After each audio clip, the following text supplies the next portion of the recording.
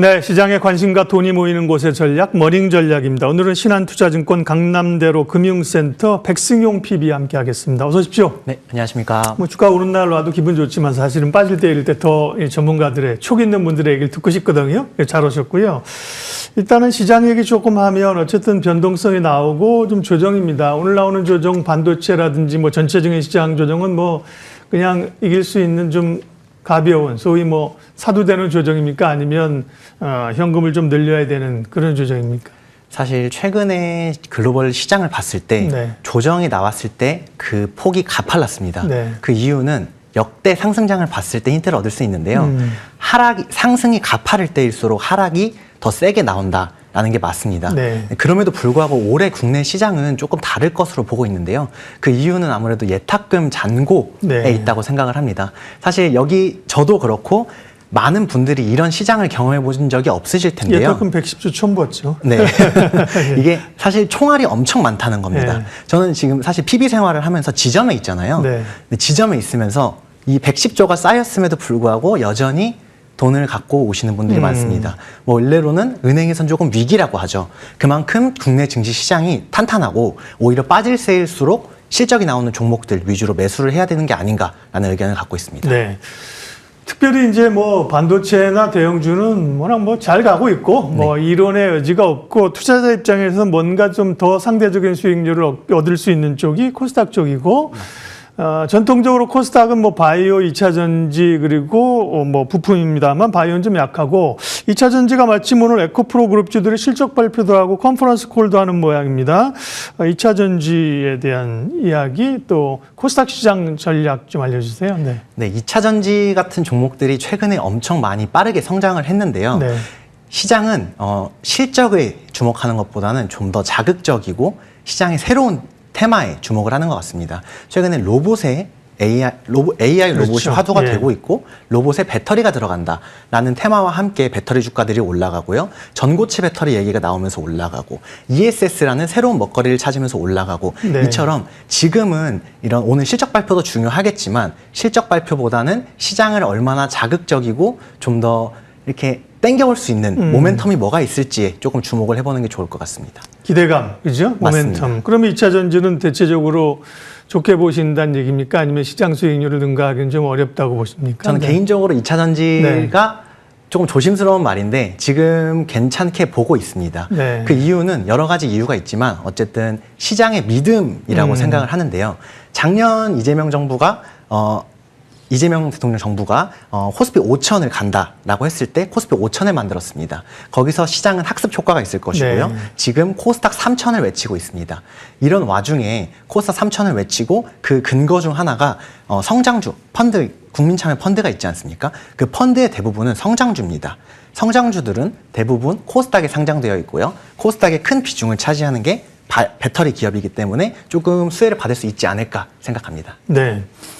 섹터가 워낙 다 많기 때문에요. 뭐 오셨지만 다 여쭤볼 수는 없고 시장 상황에 따라 좀 관심 있는 전력기기 섹터 질문을 드리려고 하는데요. 뭐 최근에 효성중공업이 관심을 가장 제일 많이 받았고 단기적으로는 이제 LX 일렉트릭이 꽤 강했습니다. 오늘은 뭐 시장도 그렇지만 전력기기 좀 조정이고요. 재룡전기 이야기가 있네요. 재룡전기는 특별히 우리 백 PB님 관심 종목이어서 질문에 넣은 건지 아닌지 잘 모르겠습니다. 네. 사실 재룡전기 어제 공시를 보셨을 네. 텐데요. 그 공시를 보면서 이제 재룡전기가 갈 때가 되지 않았을까라는 조심스러운 생각을 조금 했습니다. 어제 재룡전기가 과거 옛날에 미국에서 전력난 쇼티지가 있었을 때 사이클을 보면은 네. 그때는 재룡전기가 굉장히 빠르게 튀어 올랐습니다.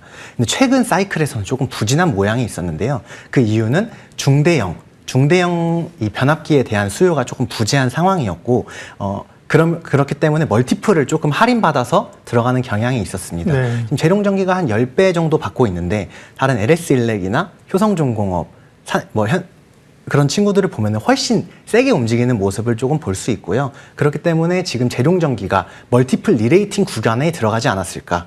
물론 어제 공시가 숫자로 바로 직결된다라고는 할 수는 없지만 멀티플 리레이팅 국면을 진입하지 않았을까. 라고 생각을 합니다. 어제 공시란 이제 유형자산을 이제 양수받았다는 거죠? 네, 맞습니다. 그러니까 그걸 받아서 캐파를 늘린다는 그런 말인가요? 네, 맞습니다. 네. 공시 내용을 자세히 네. 뜯어보면은 예. 단순 캐파를 늘리는 것을 넘어서 네. 지금 중대형 변압기 산업에 진출한다라는 겁니다. 중대형 변압기는 어쨌든 AI 데이터 센터 전력난 사이클의 중심에 있기 때문에 네. 좀 더 수혜를 받을 수가 있고요. 그리고 좀 더 멀티플 리레이팅 요소, 예를 들어 산일전기가 과거에 못 가다가 멀티플 리레이팅을 받으면서 크게 올랐습니다. 이런 게 재룡전기에서도 좀 펼쳐질 수 있지 않을까 개인적으로 생각을 하고 있습니다. 네. 그렇군요. 로버트 보쉬 코리아라는 쪽에서 비장상인데요. 네, 맞습니다. 유형자산 양수했습니다. 그러면 전력기기는 기본적으로 변동성은 있지만 좋게 보시는 것 같고, 전력기기 쪽에서는 그러면 재룡전기가 PB님 탑픽입니까? 네. 사실 이제 실적 발표를 앞두고 있는 산일전기 같은 종목도 조금 주의해서 봐야 된다고 생각을 하는데요. 왜냐하면 그동안 오랜 기간 쉬었기도 하고 실적에 대한 기대감이 있습니다. 네. 그럼에도 불구하고 지금 단기 트레이딩 목적으로 봤을 때는 재룡전기가 가장 매력적이지 않나 생각하고 있습니다. 네. 산일전기도 예, 오늘 실적 발표하네요. 네. 전력기기 쪽 얘기 봤고요.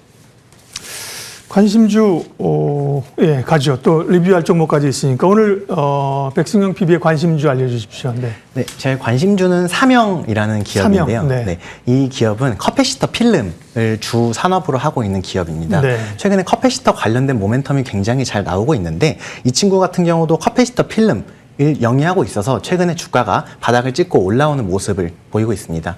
어쨌든 커패시터 필름이라고 하는 것은 ESS에도 들어가고요. 네. AI, 전기차, 휴머노이드 이런 축의 즉 AI 중심에서 AI가 커져갈수록 수혜를 받을 수밖에 없는 섹터다라고 할 수 있고요. 그렇기 때문에 매출 잔고가 증가할 것이다라고 보고 있습니다. 조금 자세히 들어가 보면은 네. 수요 측면과 공급 측면을 나눠서 간단하게 설명을 드려볼까 하는데요. 수요 측면은 전기차 시장 앞으로 커져갈 거 자명합니다. 자율주행 들어오고 전기차 시장 커져갈 거고요. 그리고 이제 AI 사이클이 커져가면서 ESS 관련 수요, 휴머노이드 수요 다 증가할 것으로 보고 있습니다. 그리고 공급단에서 조금 한번 지켜볼까 하는데요. 공급은 지금 도레이, 오지, 삼영 이 세 개사가 글로벌리 공급을 꽉 잡고 있습니다. 근데 최근에 도레이가 일반 산업용 캐파를 전기차용 캐파로 전환을 하면서 공급 쇼티지가 발생을 하고 있습니다.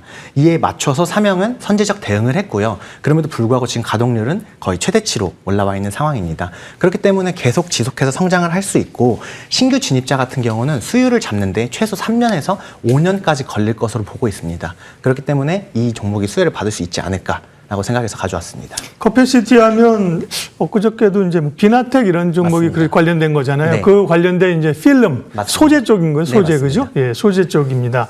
삼영이라는 기업을 말씀을 해주셨는데요. 네, 삼영 주가 한 번만 보여주시고요. 네, 특별히 가격 전략은 조금 말씀해 주실 수 있나요? 네. 삼영 같은 경우는 네.